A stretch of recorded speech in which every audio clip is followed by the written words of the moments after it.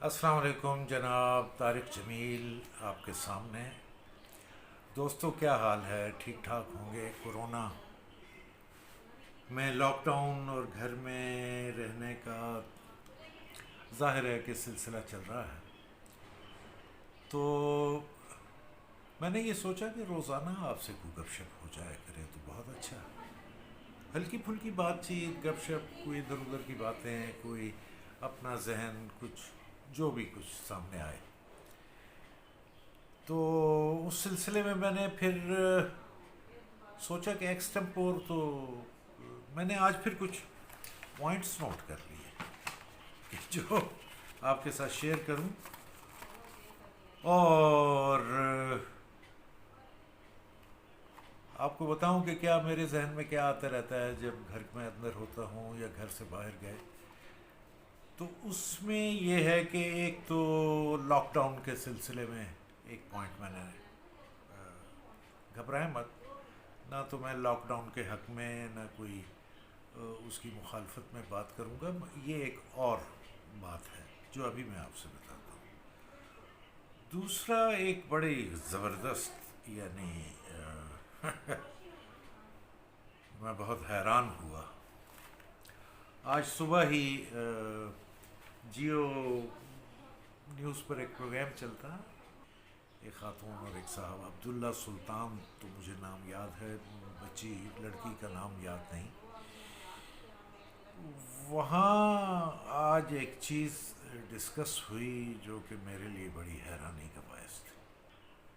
لیکن اس سے پہلے آپ سے ایک اور بات کرنی ہے، اور وہ یہ کہ کل 14 اپریل تھی، اور آج سے کوئی لگ بھگ 10 سال پہلے ہمارے ملک پاکستان کے بلکہ عالم اسلام کے بہت جید اور بہت بڑے عالم ڈاکٹر اسرار احمد مرحوم کا، مطلب وہ اس دنیا سے رخصت ہو گئے. میں کچھ زیادہ تو نہیں جانتا، ان کے لیے ایک نام، ایک لقب چل رہا ہے مرد درویش، جو کہ بالکل 100% ان کی شخصیت پر پورا اترتا ہے. اگرچہ ڈاکٹر صاحب کے ساری عمر لگ بھگ جب سے انہوں نے، یعنی ان کا شعور بیدار ہوا، انہوں نے اپنے آپ کو دین کی خدمت کے لیے وقف کر دیا اور قرآن کی خدمت کے لیے وقف کر دیا. پھر میری کچھ ذاتی ان سے کبھی ملاقات نہیں ہوئی، لیکن وہ ایک کمال کے آدمی تھے، اور ان کے خلوص اور دین کے ساتھ ان کی محبت پر کسی طور شک نہیں کیا جا سکتا. اگرچہ ان کی طبیعت میں خاص طرح کی ایگریشن تھی. وہ اسی لیے تھی کہ وہ کڑتے تھے اور دکھی ہوتے تھے امت مسلمہ کو دیکھ کر. اس پر میں کوئی اپنی حیثیت نہیں رکھتا کہ کچھ زیادہ بات کر سکوں، نہ میرا علم اتنا ہے. تو دعا ہے کہ اللہ تعالیٰ ان کی روح کو آسودہ رکھے، کروٹ کروٹ جنت نصیب کرے. کمال کے آدمی تھے، کمال کے آدمی، نابغہ روزگار. یہ تو ہو گئی ایک بات. دوسری یہ کہ وہ میں نے آپ سے کہا کہ دو باتیں میں نے، لاک ڈاؤن کل ہی، ہاں، میں اور میری بیگم ہم نکلے گھر سے، اور گاڑی میں بیٹھ کر کوئی سودا سلف لینے، کوئی گروسری لینے ہم باہر چلے گئے. تو اپنے گھر سے جب نکلے یہاں یہ پاک عرب سوسائٹی سے اور فیروز پور روڈ پر، تو جنرل ہاسپٹل کے قریب جب پہنچے تو وہاں پولیس کا ناکہ لگا ہوا تھا. تو اس لاک ڈاؤن کے دوران میں آپ نکلیں گھر سے، اگر موٹر سائیکل پر ہوں، گاڑی پر ہوں، یا جیسے بھی، تو جگہ جگہ پر آپ کو ناکہ ملتا ہے پولیس کا، اور اچھی بات ہے. لیکن ہوتا یہ ہے کہ وہ پولیس جب ناکہ لگاتی ہے، اور اس طرح کی بڑی شاہراہ جو جس پر 3 یا 4 لینز ہوں اور ٹریفک آ رہی ہو اور آلموسٹ وہ شاہراہ جو ہے وہ بڑی شاہراہ ہو، تو وہ پھر ناکہ لگ جاتا ہے اور ناکے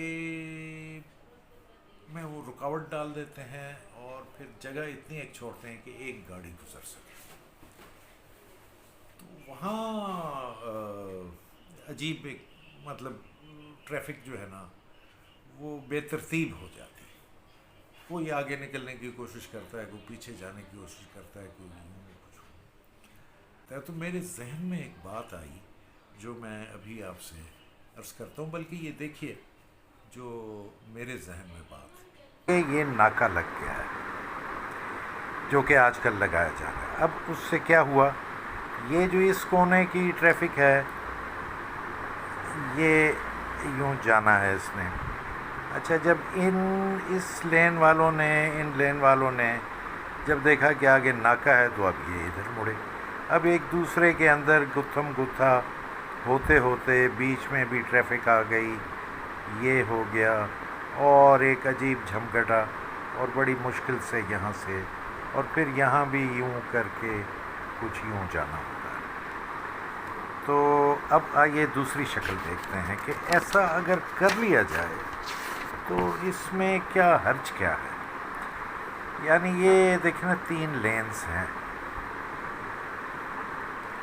یہ گرین بیلٹ ہے، ادھر سے ٹریفک آ رہی ہے، ادھر سے جا رہی ہے. اب یہاں آپ نے ناکہ لگانا ہے یہاں پر، تو بجائے اس طرح لگانے کے آپ اگر یہ ناکہ یوں لگا دیں اینگولر، تو جو ٹریفک آ رہی ہے وہ آٹومیٹیکلی اس یوں کر کے گھومے گی اور یوں باٹل نیک بنتے بنتے ایک گاڑی بڑی آسانی سے یوں گزر جائے گی اور پھر ناکے میں سے آگے نکل جائے گی. تو یہ آپ نے دیکھا. میری تو سجیشن ہے کہ پلیز ذرا سا کریٹو ہونے کی بھی کوشش کریں، تھوڑا جمالیات کو بھی اور ایستھیٹکس کو بھی مد نظر رکھیں. اور دنیا کے کام ہیں تو یہ اس طرح چلائیں. اچھا، دوسری بات جناب، آج صبح جیو ٹی وی پر ایک پروگرام چل رہا تھا. وہ میں آج کل پروگرام دیکھتا ہوں، یعنی ٹیلی ویژن کو گونگا کر کے. کوئی اگر پٹی چل رہی ہے خبر کی تو چلو جی اس پر دھیان پڑ گیا، ورنہ میں یہاں سوشل میڈیا کے ساتھ مصروف رہتا ہوں. تو وہ اچانک میری نظر پڑی کہ جیو نیوز کے چینل پر میں نے دیکھا کہ پی ٹی وی کے ڈراموں کی کوئی جھلکیاں، کچھ چیزیں دکھائی جا رہی ہیں. تو میرا یعنی تجسس بڑھا کہ یہ کیا بات ہو رہی ہے. میں نے آڈیو آن کی تو وہ جو اینکرز تھے وہ بات کر رہے تھے کہ دیکھیں پی ٹی وی کا ایک زمانہ تھا اور اتنے اچھے ڈرامے ہوا کرتے تھے، وہ ریفرنس دے رہے تھے ڈراموں کے. ابھی کچھ آئے ہیں، لوگوں کے پاس اکثر ٹائم نہیں ہوتا وہ ڈرامے دیکھنے کا. This is the time that you have to catch up on. یہ سارا مقصد، یہ ساری ڈیٹیل آپ کو دینے کا کہ کیا کیا ڈرامے ہیں، کہنے کا مطلب یہ ہے کہ پلیز گھر سے باہر مت نکلیں. تو گھر میں بیٹھے ایک پورا فیملی ٹائم ڈراموں کا کریں گے تو فیملی ڈرامے سارے مل کے دیکھ سکتے ہیں اور پرانی یادیں پوز کر کے پھر ٹائم بھی آپ کر سکتے ہیں کہ سب سے پہلے کب دیکھا تھا and all that. Just enjoy yourself in the home. چیز کرتے ہیں. اس کے علاوہ جو ہے جناب ایک اور کلاسک ڈرامہ دھواں اور اس کا او ایس ٹی کا میرے خیال ہے آج تک عمل ہے لوگوں کے ذہنوں پر نقش ہے. یہ بڑا مختلف ڈرامہ تھا، ایسا ایکچولی ڈرامہ. ہاں، یہ سارے انکل عرفی اور وارث اور انکہی اور تنہائیاں اور بے شمار پروگرام دھواں.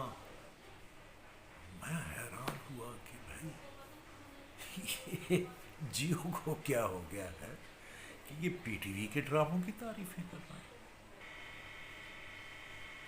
حیرت ہوئی مجھے یہ سارا کچھ جیو پر سن کر. پی ٹی وی کے لوگوں کو بھی سوچنا چاہیے. اب تو خیر پی ٹی وی کیا کرے, ایک قصہ پارینہ ہے, ایک قصہ پارینہ ہے. خیر وہ ایک اور کہانی ہے کہ میں کیوں پی ٹی وی چھوڑ کر جیو میں آ گیا, وہ کسی دن آپ کو بتاؤں گا کہ کیا وجوہات ہوئیں. اور پی ٹی وی کے جو تنزل ہے اور پی ٹی وی کا جو گراف جو نیچے گیا, تو اس میں جیو یا یہ پرائیویٹ چینلز کی تو جو بھی کوشش یا کاوش تھی کہ پی ٹی وی کو ختم کیا جائے, خیر سے ہمارے پی ٹی وی کے بڑوں نے بھی بہت رول ادا کیا. اب کیا لفظ استعمال کریں, غداری کہیں, منافقت کہیں, دو چہرے کہیں, کیا کہیں کہ بڑی بڑی کرسیوں اور بڑی بڑی سیٹوں پر براجمان ہو کر انہوں نے پی ٹی وی کی جڑوں کو کاٹا.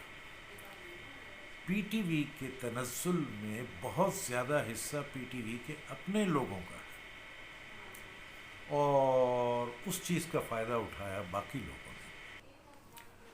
چلیے اگلی نشست تک خدا حافظ کہتے ہیں. خوش رہیے, آباد رہیے, اللہ حافظ.